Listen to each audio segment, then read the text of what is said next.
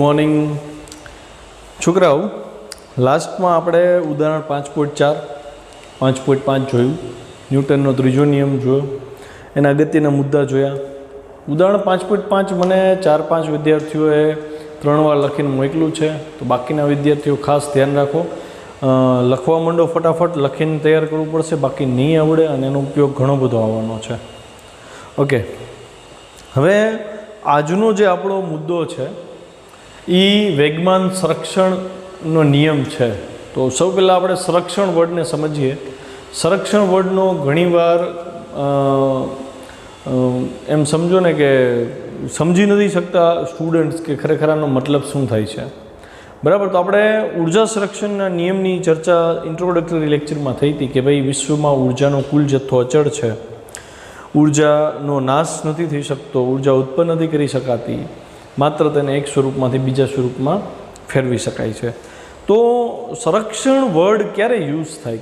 જો કોઈ રાશિ આપેલ સંજોગોમાં અચળ રીતે જળવાઈ રહેતી હોય તો એ સંજોગો માટે એનું સંરક્ષણ થયું કહેવાય. બરાબર, એવું કહેવાય છે કે ઉર્જા વર્ષો પહેલાં જ્યારે બ્રહ્માંડ અસ્તિત્વમાં આવ્યું ત્યારે જે હતી, વર્ષો બાદ આજે પણ કુલ ઉર્જા તો એટલી જ છે. મતલબ સમય સાથે ઉર્જામાં કોઈ ફરક પડ્યો નથી. તો આપણે એવું કહી શકીએ કે ભાઈ સમય સાથે આ રાશિ અચળ રહે છે, તો ઉર્જાનું સંરક્ષણ થયું કહેવાય. આપણે ભણવાનું છે વેગમાન સંરક્ષણ. તો મતલબ એમાંય કોઈ કન્ડિશન હશે કે આવી પરિસ્થિતિ હોય તો વેગમાનમાં કોઈ ફરક પડતો નથી, વેગમાન પોતાનું મૂલ્ય બદલતો નથી, તો એવા કિસ્સામાં વેગમાનનું સંરક્ષણ થયું કહેવાય. બરાબર, તો હું તમને એક સરસ ઉદાહરણ આપું વેગમાન સંરક્ષણ સમજવા માટે.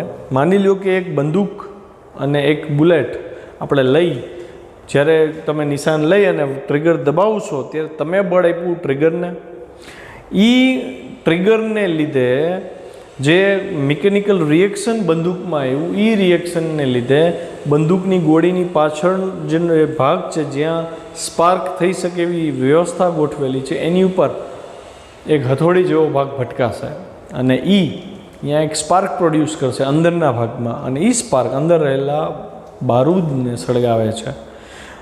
એનો ઇનડાયરેક્ટ મતલબ એવો થયો કે અહીંયા તમે બુલેટ ઉપર કોઈ બળ દીધું નથી, તમે કંઈક એવી પ્રક્રિયા કરી કે બુલેટની અંદર રહેલો જે દારૂ છે એ સળગે. મતલબ તમે બુલેટને બળ નથી આપતા, તમે તો ખાલી સ્પાર્ક આપ્યો એને. મતલબ કોઈ બળ દેવાનું નથી, સ્પાર્ક મળ્યો એને, સ્પાર્ક મળ્યો એટલે દારૂ સળગશે અને બ્લાસ્ટ થશે.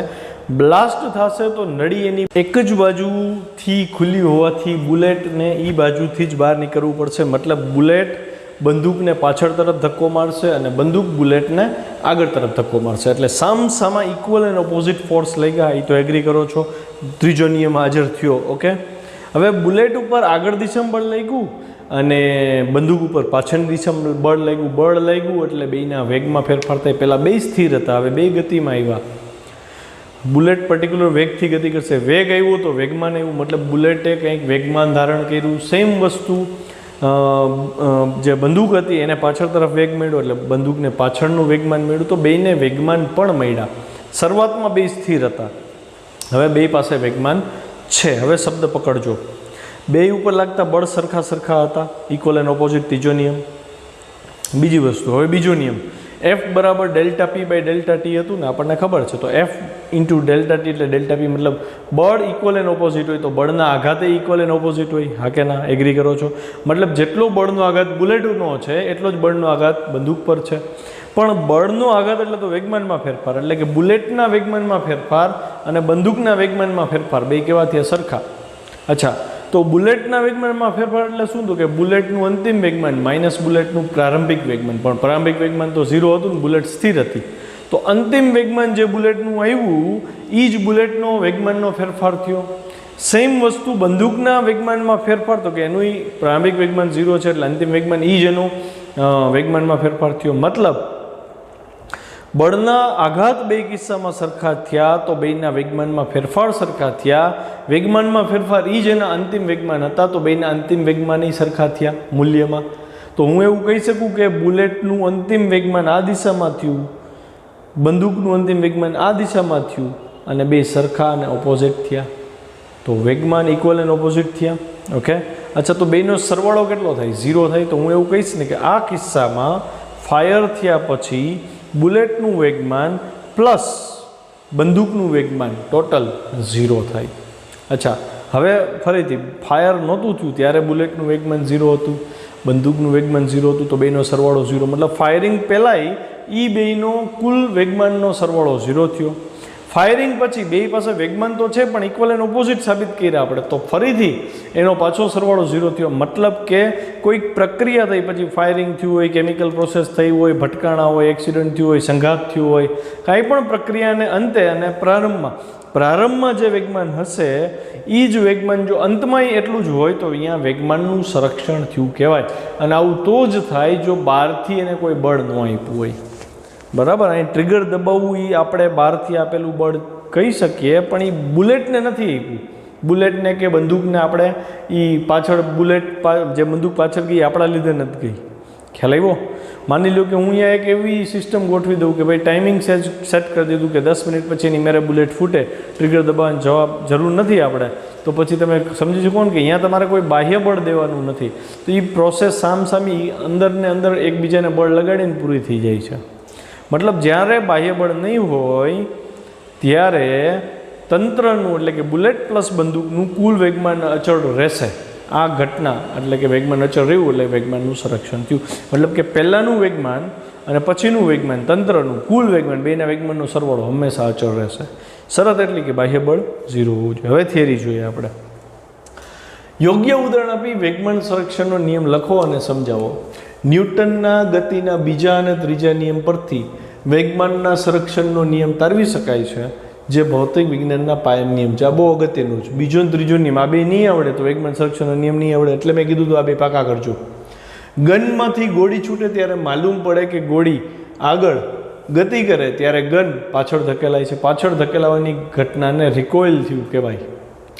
જો ગન વડે ગોળી પર લાગતું બળ F હોય, ન્યૂટનના ત્રીજા નિયમની હાજરી એવી, ગન વડે ગોળી પર એટલે ગોળી આમ જતી હોય તો ગોળી ઉપર લાગતું બળ F આ દિશામાં થયું, તો ગોળી વડે ગન પર આ દિશામાં બળ લાગે -F થાય કે નહીં? ત્રીજા નિયમ ઉપરથી કીધું મેં, એટલે મેં ત્રીજા નિયમની હાજરી લીધી, આની હાજરી આવી ગઈ. જો ગન વડે ગોળી પર લાગતું બળ F હોય, ગોળી વડે ગન પર લાગતું બળ -F થાય, અને આ બંને બળો સમાન સમયમાં લાગે એ તો ખબર જ છે.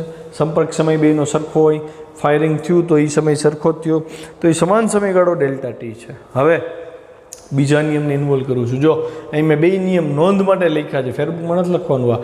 આ બીજા નિયમનું સૂત્ર હતું ને F = Δp/Δt, અને આ ત્રીજો નિયમ હતો. ત્રીજા નિયમનો ઉલ્લેખ તો આપણે અહીં કરી દીધો, F અને -F. હવે હું આનો ઉલ્લેખ કરું. ન્યૂટનના બીજા નિયમ પ્રમાણે F = Δp/Δt થાય. આ Δt અહીં આવી જાય તો બળનો આઘાત બને F Δt, અને બળનો આઘાત એટલે વેગમાનમાં ફેરફાર થાય. તો અહીંયા એવું કીધું છે કે બીજા નિયમ પરથી ગોળીના વેગમાનમાં ફેરફાર, તો કે ગોળીના વેગમાનમાં ફેરફાર એટલે Δp થયો. ગોળીના વેગમાનમાં ફેરફાર Δp, તો આ બેનો ગુણાકાર થાય ને F Δt. કેમ? તો કે ગોળી પર બળ કેટલું છે F, તો F Δt લખ્યું. ક્લિયર છે આટલું? બીજી વસ્તુ, તથા ગનના વેગમાનમાં ફેરફાર, તો કે ગનના વેગમાનમાં, તો કે ગનનું બળ કેટલું છે? -F છે, તો અહીંયા -F આવે એના વેગમાનમાં ફેરફાર એટલે -F × Δt. તો મેં જો લખ્યું -F × Δt. તો મને બેના વેગમાનના ફેરફાર મળ્યા. હવે મારે તો જોઈશે અંતિમ વેગમાન બેના. તો પ્રારંભિક વેગમાન તો ગોળીના અને બુલેટના 0 છે, એટલે હું અહીં શું લખીશ કે પ્રારંભમાં બે સ્થિર હતા, તેથી બંનેના વેગમાનમાં જે ફેરફાર આવ્યો એ બેના અંતિમ વેગમાન જ હતા. તો જ એવું થાય. ધારો કે ગોળી છોડ્યા બાદ ગોળીનું વેગમાન Pb છે, મોમેન્ટમ ઓફ બુલેટ, અને ગનનું વેગમાન Pg છે, મોમેન્ટમ ઓફ ગન. તો હું એવું કહી શકું કે અંતિમ વેગમાનમાં ફેરફાર જેટલું થાય. કેમ કે વેગમાનમાં ફેરફાર એટલે તમે આવું લખો ને P2 - P1, તો કે ગોળીનું અંતિમ વેગમાન કેટલું હતું? તો કે Pb. પ્રારંભિક તો 0 જ હતું, જોવો જોઈએ. F × Δt = Pb થયું કે નહીં થયું? કેમ કે ગોળીનું અંતિમ વેગમાન તો આપણે Pb લીધું હતું. સેમ વસ્તુ બંદૂક માટે આપણે વાત કરીએ તો P2g - P1g થાય. અહીંયા વૈધું શું? ખાલી Pg વૈધું, અંતિમ વેગમાન Pg લીધું, પ્રારંભિક તો 0 જ હતું. આ સ્ટેપે મેં માહિતી માટે જ લખ્યા છે, તમને ખબર પડે કે ભાઈ વેગમાનમાં ફેરફાર અંતિમ વેગમાન જેટલો જ થાય. તો Pg = -F Δt થયા. તો અહીં મેં જો લખ્યું Pb = F Δt છે અહીંયા, અને Pg = -F Δt. તો આ બંદૂકનું આ ગોળીનું અંતિમ વેગમાન થયું જે આ દિશામાં લીધું હતું, આ બુલેટનું અંતિમ વેગમાન છે જે આ દિશામાં છે, બેયના મૂલ્ય ચેક કરો સરખા છે, દિશા વિરોધી છે, તો હું લખી શકું ને પીબી બરાબર -pg. તો અહીંયા એક તારણ મળ્યું કે ભાઈ ફાયર થયા પછી બુલેટનું વેગમાન અને બુલેટનું વેગમાન અને ગનનું વેગમાન ઇક્વલ હશે અને દિશા વિરોધી હશે, તો બેનો સરવાળો 0 થાય. તો હવે વેગમાન સંરક્ષણ કેમ થયું નહીં સમજીએ. શરૂઆતમાં બેનું વેગમાન કેટલું હતું? 0 0, તો સરવાળો 0 થયો. અંતમાં જો બેનું વેગમાન 0 નથી છતાંય સરવાળો શું થયો? 0. તો પ્રારંભમાં સરવાળો 0, અંતમાં સરવાળો 0, મતલબ કે કુલ વેગમાન ફાયર કર્યા પહેલાં અને ફાયર કર્યા પછી બદલાતું નથી, 0 નું 0 જ રહે છે. આ ઘટનાને એમ કહેવાય કે અહીંયા વેગમાનનું સંરક્ષણ થયું, કેમ કે વેગમાન અચળ કિંમત જાળવી રાખી. વ્યક્તિગત બેયના વેગમાન ભલે બદલાય પણ બેનો સરવાળો હંમેશા અચળ રહેશે. શરત એ કે બહારથી કોઈ બળ લાગેલું હોવું જોઈએ નહીં. આમ અહીં તંત્ર એટલે કે ગોળી વત્તા ગનનું કુલ વેગમાન અચળ રહેતું હોવાથી વેગમાનનું સંરક્ષણ થાય છે. તો આ એક 2 માર્કનો આટલો પોર્શન પૂરો થયો. હજી તમને એમાં એમ કીધું છે યોગ્ય ઉદાહરણ આપીને સમજાવો, તો તમારે આને લેવું પડે. અને એમાંય જો 2 માર્ક આવી પડે તો આટલું જ લખાય, પછી ઓલું ન દેવાય. સમજાણું? ચલો હવે વેગમાન સંરક્ષણનો નિયમ, આ મોસ્ટ ઇમ્પોર્ટન્ટ લાઈન છે. આંતરક્રિયા કરતા કણો એટલે બંદૂક અને બુલેટ એની વચ્ચે જે પ્રોસેસ થઈ, જે બ્લાસ્ટ થયો, એ આંતરક્રિયા થઈ. આપણે નથી કરતા એ પ્રક્રિયા, એની જાતે અંદરો-અંદર થાય છે. બરાબર છે? તો આંતરક્રિયા કરતા કણોના અલગ કરેલા તંત્ર, હાસ્યમાં લખો ઉપર, અલગ કરેલા તંત્રનો મતલબ શું એ સમજજો. અલગ કરેલા તંત્ર, અલગ કરેલું તંત્ર એટલે એને તમે બાહ્ય બળ દેતા નથી. બાહ્ય બળ શું છે? એનું 0. અલગ કરેલું તંત્રનો મતલબ જ કે તમારે એને બહારથી કોઈ બળ દેવાનું નથી. તો એનું કુલ વેગમાન અચળ રહે છે. જે તંત્ર અલગ કરેલું હશે, મતલબ જેને તમે બહારથી બળ નથી દેતા, એનું કુલ વેગમાન અચળ રહેશે અને એમાં વેગમાન સંરક્ષણના નિયમનું પાલન થયું. એના આ જ વિધાનને વેગમાન સંરક્ષણ કહેવાય. ઉદાહરણ આપ્યું છે. હવે બીજું ઉદાહરણ લીધું, જેમ બંદૂક અને ગોળી લીધી ને એમ. ધારો કે 2 પદાર્થ છે, A અને B. માની લો કે આ પદાર્થ A છે, આ પદાર્થ B છે. બેય પોતપોતાની રીતે ગતિ કરે છે. આપણે ગતિ નથી કરી, મતલબ મેં કંઈ બળ દીધું નથી. બેય પોતપોતાની રીતે ગતિ કરે છે. હવે ગતિ કરતાં બે ભટકાણા એટલે રેડે બ્લુ ઉપર આ દિશામાં બળ લગાડ્યું, બ્લુએ રેડ ઉપર આ દિશામાં બળ લગાડ્યું. બે બળ ઇક્વલ એન્ડ ઓપોઝિટ હોય. ત્રીજો નિયમ આવ્યો. વેગમાન સંરક્ષણમાં 2 નિયમનો ઉપયોગ થશે, બીજો અને ત્રીજો. જો ધારો કે 2 પદાર્થો A અને B ના પ્રારંભિક વેગમાન અનુક્રમે PA અને PB છે. એનું વેગમાન પ્રારંભિક છે. હવે 0 નથી લીધું, અહીંયા 0 વાળો કેસ હતો, આ 0 સિવાયનો કેસ લીધો. ધારો કે પ્રારંભમાં A પદાર્થનું પોતાનું વેગમાન PA છે, બીનું વેગમાન PB છે. હવે બેયના સંઘાત થયા, ભટકાણા એટલે પાછા ઊંધા હલવા માંડ્યા છે ને. 2 લખોટી ભટકે તો સામસામે વિરુદ્ધ દિશામાં ગતિ કરે ને, તો વેગમાન બદલ્યા, કેમ કે દિશા બદલી. શક્ય એવું બને કે મૂલ્ય બદલે. તો આપણે ધારી લીધું કે ભાઈ ધારો કે અંતિમ વેગમાન અનુક્રમે PA' છે અને બીનું અંતિમ વેગમાન PB' છે. જો આ પ્રારંભિક વેગમાન PA, અંતિમ વેગમાન PA', બીનું પ્રારંભિક વેગમાન PB, અંતિમ વેગમાન PB' થયું. હવે ન્યૂટનનો બીજો નિયમ લઈ છીએ આપણે. તો ન્યૂટનના બીજા નિયમ પરથી B વડે A પર લાગતું બળ કોને લગાડ્યું? A ઉપર. જેના પર બળ લાગે ને પહેલાં આવે, જેના વડે લાગે ને છેલ્લા આવે. એટલે FAB બરાબર બળ કોની ઉપર લાગ્યું? A ઉપર. A ઉપર બળ લાગ્યું તો વેગમાન કોનું બદલાય? એનું બદલાય ને. જેને બળ આપો એનું વેગ બદલાય, એનું વેગમાન બદલાય. તો મેં લખ્યું ડેલ્ટા PA ના છેદમાં ડેલ્ટા T. અહીં સદિશ કરવો પડે. A ના વેગમાનમાં ફેરફાર છેદમાં સમય. તો આ સમીકરણ આ જ થયું. બળ A ઉપર લાગે છે B વડે, એટલે FAB લખ્યું બરાબર ડેલ્ટા PA ના છેદમાં ડેલ્ટા T. ડેલ્ટા PA એટલે શું થાય? તો કે A ના વેગમાનમાં ફેરફાર. તો વેગમાનમાં ફેરફારના જ આપણે કેમ વેગમાં ફેરફાર એટલે V2 - V1 લેતા અંતિમ વેગ માઇનસ પ્રારંભિક વેગ. તો વેગમાનમાં ફેરફાર એટલે અંતિમ વેગમાન માઇનસ પ્રારંભિક વેગમાન થાય. તો અંતિમ વેગમાન A નું કેટલું હતું? જો PA' છે. પ્રારંભિક વેગમાન PA હતું તો PA' માઇનસ PA છેદમાં ડેલ્ટા T થયું. આ પણ ટેક્સ્ટ બુકમાં નથી આપ્યું, PDFમાં નથી આપ્યું, મેં લખી દીધું છે તો તમને ખબર પડે એટલે લખજો. હવે હું FAB લઉં છું. ડેલ્ટા T એની સાથે ગુણી દીધા. બળનો આઘાત થયો, A નો બળનો આઘાત બરાબર PA' માઇનસ PA થયું. સમીકરણ નંબર 2. હવે આ જ રીતે એ વડે બી પર લાગતું બળ ગોઈતું, F B A delta T, F B A delta T લીધું મેં. તો એમાંય હું એવું કહી શકું ને, આ જ સમીકરણ, આ સ્ટેપ હવે ફરીથી નથી લખતો, મેં ડાયરેક્ટ લખી નાખ્યું PB dash minus PB delta T. અહીંયા આવ્યું, આ થયું બીમાં વેગમાનમાં ફેરફાર. બીનું અંતિમ વેગમાન હતું પીબી ડેશ, પ્રારંભિક વેગમાન હતું પીબી. આ લખીને કરશો તો જ આવડશે. બાકી જો કોઈ એમ કહેતું હોય ને કે મને વાંચીને યાદ રહી ગયો ને સમજાઈ ગયો, તો એ ભાઈ તમારી બહુ મોટી ભૂલ થઈ છે. આ ક્વેશ્ચન લખ્યા વગર નહીં થાય. તૈયાર કરજો સરસ મજાનો.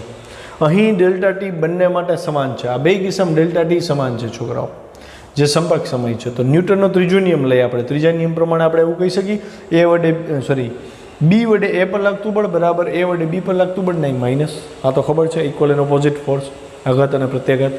બેને ડેલ્ટા ટી સમય વડે ગુણ નાખ્યો, કેમ કે સમયગાળો બે માટે સમાન હતો. અહીં ડેલ્ટા ટી ગુણ્યો, અહીં ડેલ્ટા ટી ગુણ્યો, પણ આ સમીકરણની કિંમત અહીં મળી જો 2 અને 3માં. તો અહીં લખીશું સમીકરણ 2 તથા 3 પરથી શું થયું, તો કે એફ એ બી ડેલ્ટા ટીને બદલે મેં લખ્યું અહીંથી પીએ ડેશ માઇનસ પીએ બરાબર, આ માઇનસ પછી બ્રેકેટમાં એફ બી એ ડેલ્ટા ટીની પીબી ડેશ માઇનસ પીબી થયું. હવે આ minus P B dash bracket open કરો એટલે આ બાજુ આવીને પ્લસ થયા P A dash plus P B dash બરાબર. આ માઇનસ માઇનસ પ્લસ પીબી અને માઇનસ પી આ બાજુ ગયા તો પ્લસ પીએ થઈ ગયા. હવે ધ્યાનથી સમજો, શબ્દ પકડજો. આ એનું અંતિમ વેગમાન, આ બીનું અંતિમ વેગમાન, સમજાણું? તો હું આ બેને શું કહીશ, એ અને બીનું પરિણામી અંતિમ વેગમાન, સંઘાત પછી ભટકાયા પછીનું. અચ્છા, આ તો કે ભટકાયા પહેલાં એનું વેગમાન અને ભટકાયા પહેલાંનું બીનું વેગમાન. મતલબ એવો થયો કે બે ભટકાણા નહોતા ત્યારે એનું કુલ વેગમાન, એટલે કે પી એ વત્તા પીબી બેનો સદિશ સરવાળો થઈને કુલ વેગમાન જોતું હોય તો ઈ, અને હવે બે ભટકાઈ ગયા અને હવે બે વિરુદ્ધ દિશામાં જાય છે, તો એ કિસ્સામાં પણ ભટકાણા પછી પણ બેના વેગમાનનો સરવાળો કેવો રહ્યો, જો ઇક્વલ આપ્યું છે વચ્ચે, સરખો જ રહ્યો.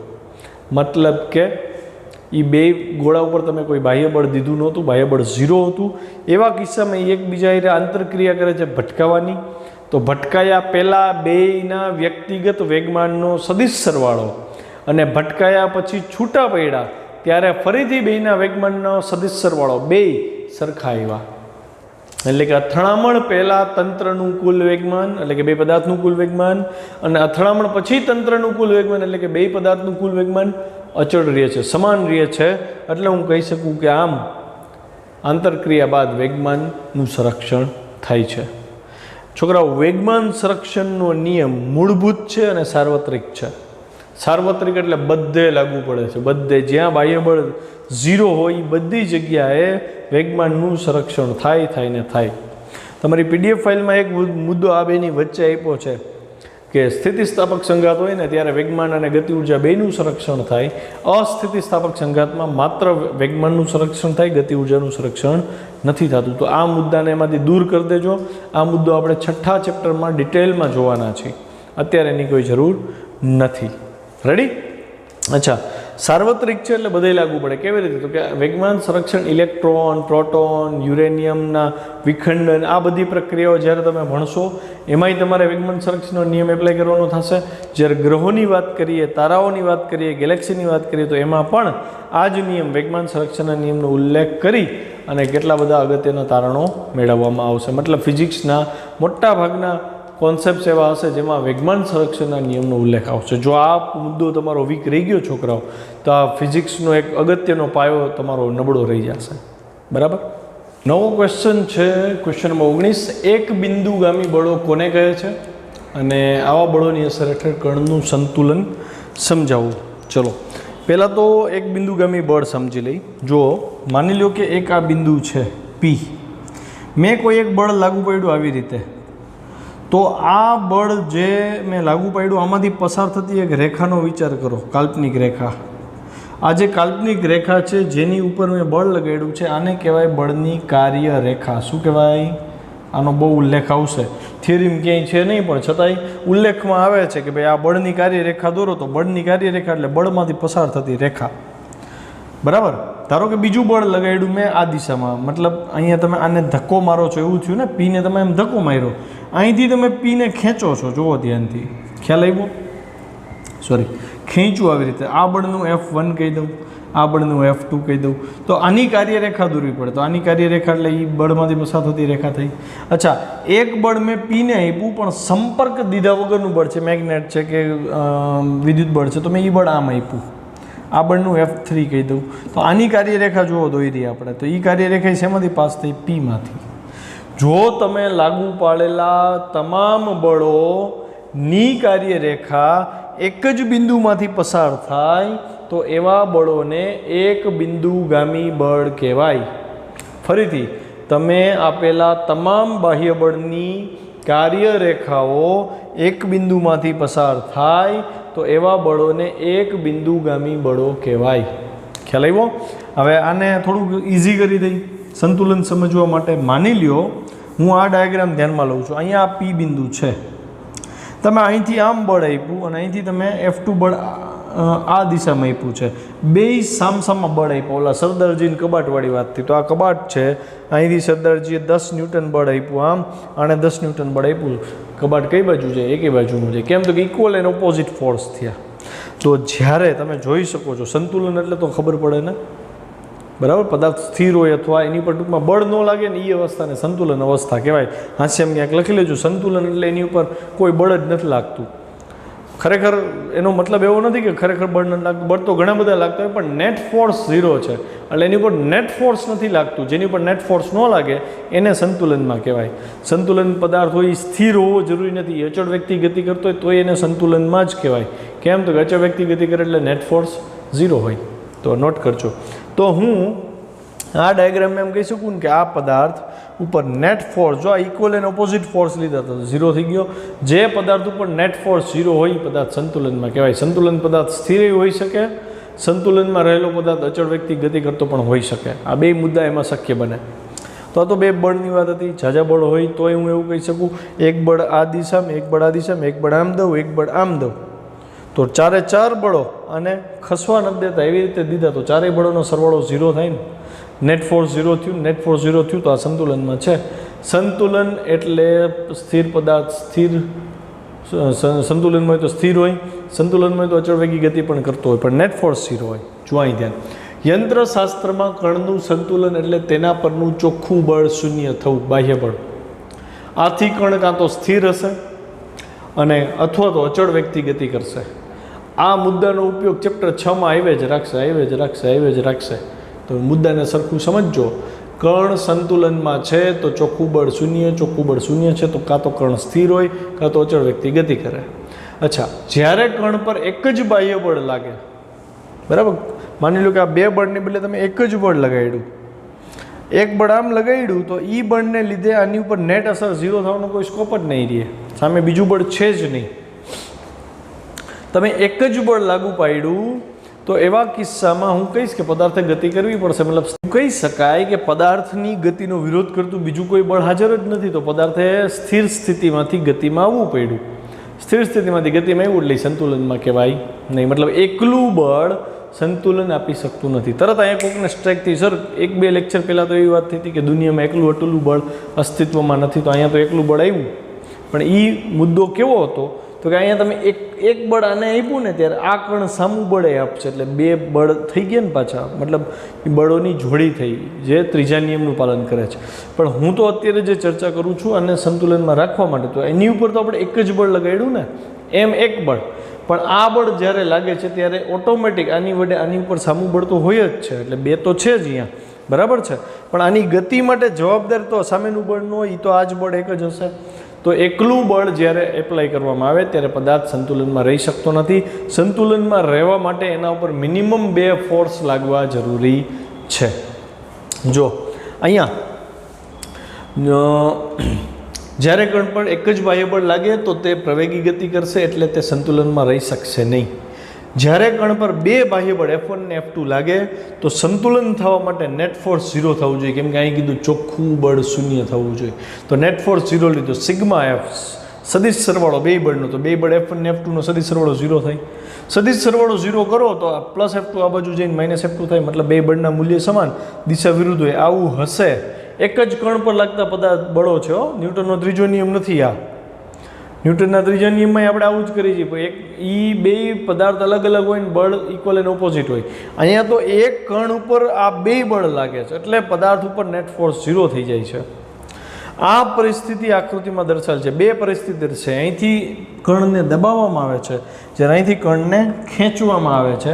બે કિસ્સામાં કણ સ્થિર જ રહેશે કેમ કે બે જગ્યાએ બળ સરખા છે. ઓકે, આમ કણ સંતુલનમાં હોય તો તેના પર લાગતા બંને બળ સમાન મૂલ્યના અને પરસ્પર વિરુદ્ધ દિશામાં હોવા જોઈએ. આ એક કોન્સેપ્ટ થયો. હવે બે બળથી વધારે હોય તો જ્યારે કણ પર 3 બળો લાગે, F1 F2 F3 3 બળ લાગે અને સંતુલનમાં છે તો એનો ત્રણેયનો સદિશ સરવાળો 0 થવો જોઈએ. એટલે સદિશ સરવાળો summation of F sigma F બરાબર 0 થાય. સિગ્મા F એટલે ઇન્ડિવિજ્યુઅલ ત્રણેયનો સદિશ સરવાળો F1 + F2 + F3 બરાબર 0. સમીકરણ નંબર 1. અચ્છા, હું F3 ને કરતા બનાવી લઉં તો મને ખબર પડી F3 બરાબર આ બે પદ આ બાજુ જાય એટલે માઇનસ જાય, માઇનસ કોમન લીધા મેં, F1 + F2 થયા. એનો મતલબ એવું થયું ને છોકરાઓ, F1 અને F2 નો સદિશ જે આવે પરિણામી સદિશ, F1 અને F2 નો જે પરિણામી સદિશ છે એની કિંમત F3 જેટલી હોવી જોઈએ અને F3 થી વિરુદ્ધ દિશામાં હોવું જોઈએ તો જ નેટ 0 થાય. એટલે મેં શું કર્યું, આકૃતિ દોરી, જો ધ્યાનથી. આ સદિશ F1 લીધો, આ સદિશ F2 લીધો. પહેલાં હું F1 + F2 મેળવીશ, સમજાય? F1 + F2 એટલે સદિશ સરવાળા માટે સમાંતર બાજુ ચતુષ્કોણની રીત લીધી તો મેં વિકર્ણ દોરી લીધો, સમાંતર બાજુ ચતુષ્કોણ દોરી અને આ વિકર્ણ દોર્યો તો વિકર્ણ જે છે એ જ આપણા માટે F2 + F3 થાય. જરૂરી નથી કે આ જ કરવું, તમે ત્રિકોણની રીતે કરી શકો. તો ત્રિકોણની રીતમાં મેં આ F1 ડ્રો કર્યો, એના હેડ ઉપર હું F2 ડ્રો કરીશ અને પછી આને જોડી દઉં તો આ મને F1 + F2 જ મળશે. ખ્યાલ આવ્યો? અને અહીંયા F1 + F2 જ આવે. ખ્યાલ આવ્યો ને? તો મને જો આ બેની દિશા સરખી જ મળી. હવે આ થયું આ F1 અને F2 નું પરિણામી બળ, એની દિશા તમે આ તરફ લીધી તો F3 ની દિશા એનાથી વિરુદ્ધ છે અને મૂલ્ય જો બેયના સરખા છે તો જ વચ્ચે બરાબર હોય. તો મેં F3 જો એની એક્ઝેક્ટ ઓપોઝિટમાં એટલી જ લંબાઈનો દોર નાખ્યો.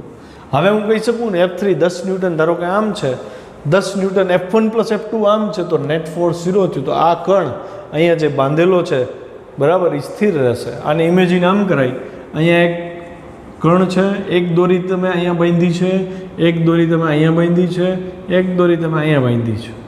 અહીંયા તમે કંઈક બળ આપ્યું 5 ન્યૂટનનું, અહીંયા 5 ન્યૂટનનું બળ આપ્યું અને અહીંયા તમને આ બેનો ખૂણો આપી દીધો હોત જો તો ઉદાહરણ 4.2 નું સૂત્ર R² = A² + B² + 2AB cos θ ઉપરથી થીટા ખબર હોત તમને તો આ સદિશનું મૂલ્ય મળી જાત કે નહીં? R મળી જાત. તો R તમને મળી જાત, માની લો કે X મળ્યો તો આની કિંમત તમને આપી હશે તો આની કિંમત ને આની કિંમત જો બે સરખી હોય છોકરાઓ, જોવો જોઈએ ધ્યાનથી. હવે તો આ ઇક્વલ એન્ડ ઓપોઝિટ, નેટ 0 થઈ ગયું. આની ઉપર નેટ ફોર્સ 0 થાય તો કણ ગતિ કરશે નહીં, પદાર્થ સંતુલનમાં છે એમ કહેવાય. આ તો મેં 3 બળ લીધા, એવું શક્ય બને n બળ હોય તો શું કરવું? ચલો 2 માં ઇક્વલ એન્ડ ઓપોઝિટ લીધું. હવે તો કે 3 માં મેં શું કર્યું હતું કે 1 ને 2 બેનો પરિણામી સરવાળો કર્યો, પછી એનો ઓપોઝિટ લીધો. હવે 4 હોત તો શું કરત? લાંબા થઈ જાય. તો 4 માટે સેલી ટ્રીક આપું તમને. 4 જ્યારે આપ્યો ને ત્યારે શું કરવાનું ખબર છે? પહેલાં જો એમ કહેવાનું કે ચલો આ F1 ડ્રો કર્યું, પછી F2 તો કે F2 છે ને એના હેડ ઉપર જે દિશામાં આપ્યો એ દિશામાં લઈ લેવાનું F2.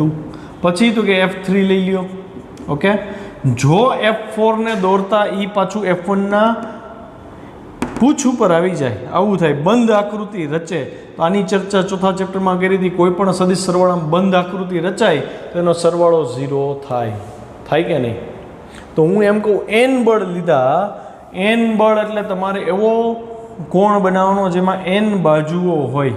તો એ n બાજુઓ વાળો જે કોણ બને એનો જે સરવાળો 0 થઈ જાય તો એવા કિસ્સામાં હું એવું કહી શકું કે અહીંયા પરિણામી બળ 0 છે. જો આ બંધ ગાળો થયો તો એકનું તીર પૂરું થયું, એ તીર ઉપર બીજું તીર ગોઠવણું, એના ઉપર ત્રીજું તીર, એના ઉપર ચોથું તીર, તીર એટલે બળ, આ 5મું બળ, 6મું બળ, 7મું બળ, 8મું બળ.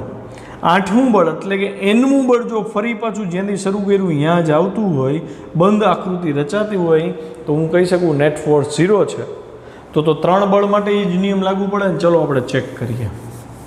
માની લો કે પહેલાં મેં F1 લગાડ્યું તો આ F1 છે, પછી મેં આ F2 લગાડ્યું તો આ F2 છે. હવે જો F3 આમ આવે છે તો હું F3 લગાડું છું. જો આવ્યું ને અહીંયા આ F3, બંધ ગાળો બન્યો કે ન બન્યો? તો 2થી વધારે બળ હોય ને ત્યારે બંધ ગાળો બને ને તો સમજવું નેટ ફોર્સ 0 છે. નેટ ફોર્સ 0 એટલે સંતુલનમાં એટલે કાં તો સ્થિર છે ને કાં તો અચળ વ્યક્તિ ગતિ કરે છે. તો કોન્સેપ્ટ ક્લિયર થાય એવી વસ્તુ છે. આ ક્વેશ્ચન છે ને છોકરાઓ મેં બોર્ડ ઉપર લખાવ્યો ને એવી રીતે લખજો. તમને જે PDF ફાઇલ આપી ને એમાં 3-4 મુદ્દા વધારાના આપી દીધા છે, એની કંઈ જરૂર છે નહીં. છતાંય તમને શોખ હોય અને લખો તો અલગ વાત છે, બાકી આટલું લખશો તો ઇનફ છે. અહીંયા જુઓ ધ્યાનથી, આમ કોઈ પણ બે બળો F1 અને F2નું પરિણામી બળ સમાંતર બાજુ ચતુષ્કોણના નિયમ પરથી ત્રીજા બળ F3ના મૂલ્ય જેટલું અને વિરુદ્ધ દિશામાં હોય તો કણ સંતુલનમાં રહેશે. આ કણ છે, આ બેનો સરવાળો F1 + F2 છે, એનું ઇક્વલ એન્ડ ઓપોઝિટ મૂલ્ય F3, તો આ સ્થિર રહેશે. જો n બળોની અસર હેઠળ કણ સંતુલનમાં હોય તો n બળોનો સરવાળો 0 થાય. સદિશોનો સરવાળો 0 એટલે બંધ આકૃતિ રચે. તો આ બળોને n બાજુવાળા બંધ બહુકોણથી દર્શાવી શકાય, જેમાં એક તીર પૂરું થાય. આ એક તીર પૂરું થયું, તરત બીજું તીર, ત્રીજું તીર, એવી રીતે તીર ઉપર તીર આવે. વળી સમીકરણ 1માં આના હું 3 ડાયમેન્શનની વાત કરું તો આના x ઘટકનો સરવાળો 0 થાય, આના y ઘટકનો સરવાળો 0, આના z ઘટકનો સરવાળો 0, કેમ કે આ શૂન્ય સદિશ થયો ને, ખ્યાલ આવે ને? તો હું આના ઘટકોને લખી નાખું છું, F1x + F2x + F3x = 0. ખ્યાલ આવ્યો? ત્રણેયના x ઘટકનો સરવાળો 0 તો x દિશામાં બળ 0, y દિશાના ઘટકોનો સરવાળો 0 તો y દિશામાં બળ 0, z દિશાના ઘટકોનો સરવાળો 0 તો y દિશાનું બળ 0, z દિશાનું બળ 0. તો F1x + F2x + F3x = 0 હોય તો હું કહી શકું કે x દિશાના તમામ બળોનો સરવાળો 0. એવી રીતે F1y + F2y + F3y એટલે y દિશાના તમામ બળોનો સરવાળો 0 અને z દિશાના તમામ બળોનો સરવાળો 0 હોય તો એવા કિસ્સામાં પદાર્થ પર બળ લાગતું નથી. નેટ ફોર્સ 0 છે, પદાર્થ સંતુલનમાં કહેવાય. બસ અહીંયા લેક્ચર પૂરો કરીએ. આ બે થિયરી બહુ જ સરસ મજાની તૈયાર કરજો, પછી આગળ દાખલા તરફ વધશું.